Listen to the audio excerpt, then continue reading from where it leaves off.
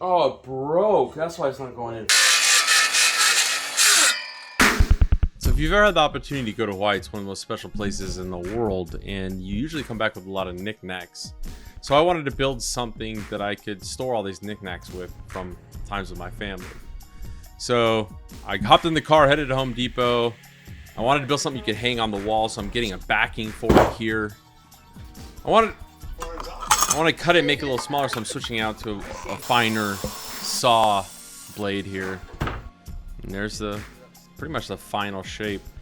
I have a ton of furlong strips left from projects long ago, and I saved the ones that tended to have beautiful markings on them, and this is a perfect project to represent Hawaii with.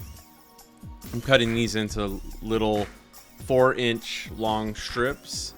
My thought is to make them into a herringbone pattern, which is, you'll see it here in a second. Later.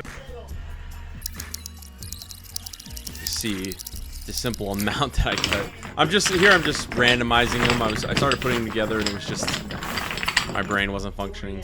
So I randomized them just by mixing them up. And here's the herringbone pattern. What's great about using this backing is I can just glue it right to the backing. And it's something I want to hang up like a picture frame on the wall. Each piece I wanted to give a little chamfer to, and so I'm just busting out the chamfer and doing a little tiny, I'm going to end up doing a little tiny chamfer here. I noticed there was a little rust on the piece, and so I'm just using a little WD-40 to get the piece off. Thankfully, it wasn't really on the sharp parts. It was more like just along the edges. And so before I used it, I just wanted to clean it up a little bit and make sure that the bearing in the middle was nice and lubricated anyway. They're older router bits, so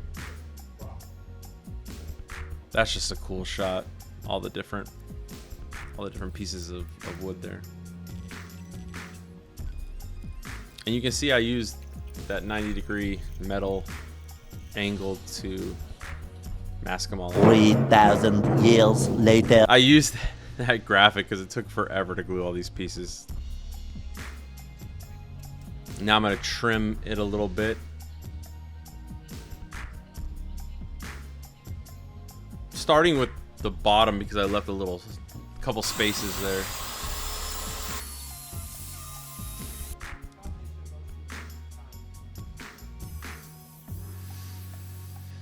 And right here, I must have missed some sort of glue up because on the edge there, one of the pieces fell out, and on the ground, I found the piece I cut that it came from. So thankfully, it was pretty easy just to re-glue it and put it back on. 346 minutes later. I love these cutscenes. I grab a little Japanese saw. It's way too small, and so I switch and upgrade to the big gun here and cut this off. Doesn't have to be perfect. I'm actually okay. A lot of this stuff is not perfect. I'm actually okay with that. It kind of is beautiful to me. These are blue pine. If you ever blue pine, there's a beetle, I think, that gets in there and messes up the pine. You have to Google that. I can't remember. So here, I try and cut these. I want to cut these into very specific. I'm gonna make a frame, right? I'm gonna cut these in a very specific way. All right, so I clearly installed it the wrong way. So, and I thought the blade was just We're gonna dull. fix it.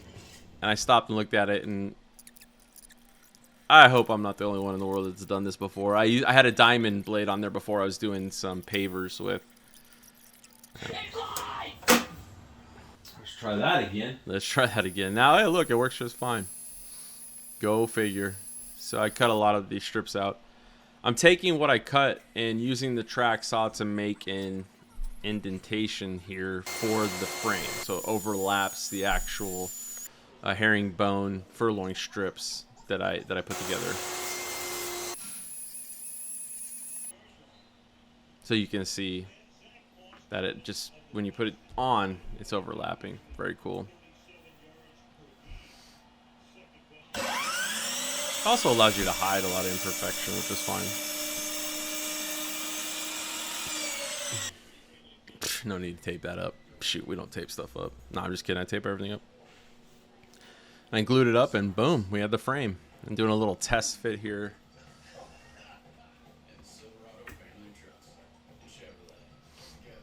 Boom. One of the things you can do is I'm sanding this, but I'm also going to be taking a little bit of glue, and to seal those imperfections, you leave the wet glue on, sand it over, and it just makes it closer. You can see on the corner right here how well it did right here. And I'm just giving a nice little sand to the main piece. You can see I'm stopping for a second. Just you can see people sand so hard. Just let the sander do the work. Just taking a little. I just want to blow some of the air out between the pieces just to clean it up a bit before I get into the next step.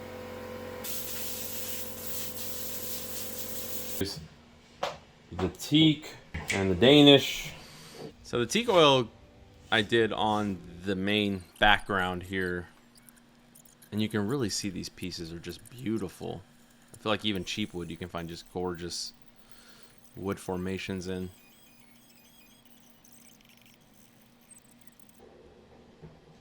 And I'm taking all those trinkets that I've had from being blessed to go to Hawaii, and I'm making some of the.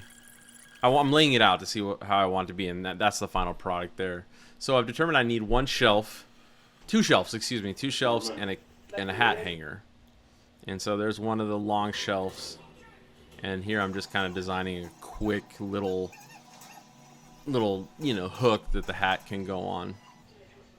I'm gonna be just using really different size dowels to just keep those things at a 90. Again, doesn't have to be perfect. I'm just trying to do this for the sake of memorializing my time on the islands. Here I'm just cutting that thing out using an orbital saw. And those are my three pieces right there. Real quick, I'm going to do the same thing I did earlier and just make that nice little chamfer piece.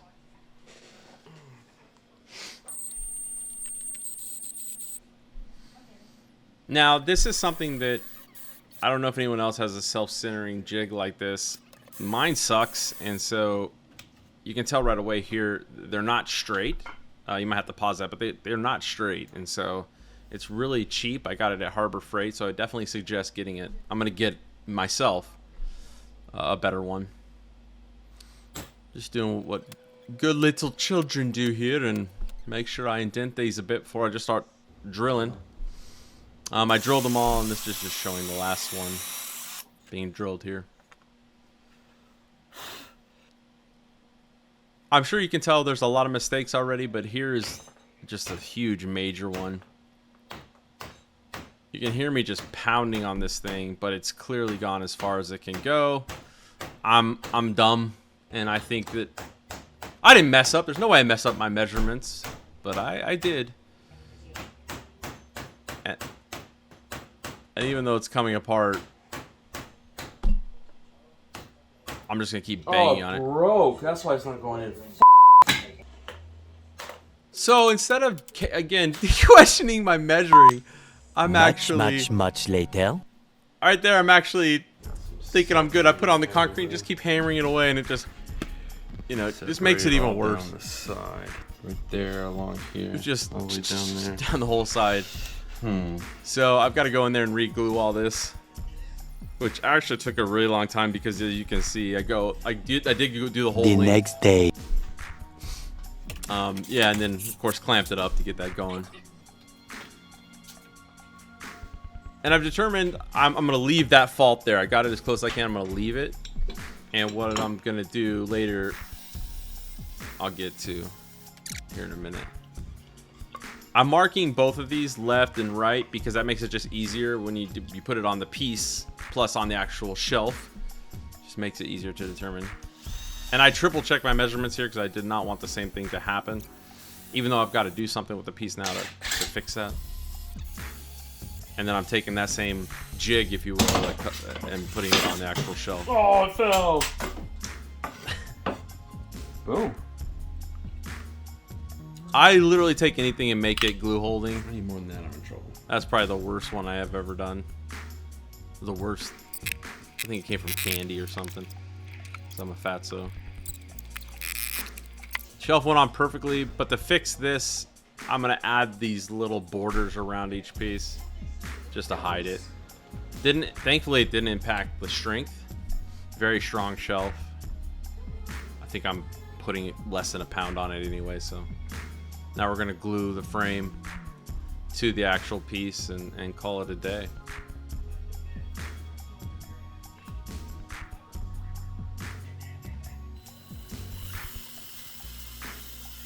And that about wraps it up. Thank you so much for watching. Please subscribe. I need to get to 500 subscribers to enjoy the benefits of YouTube. And without further ado, the reveal.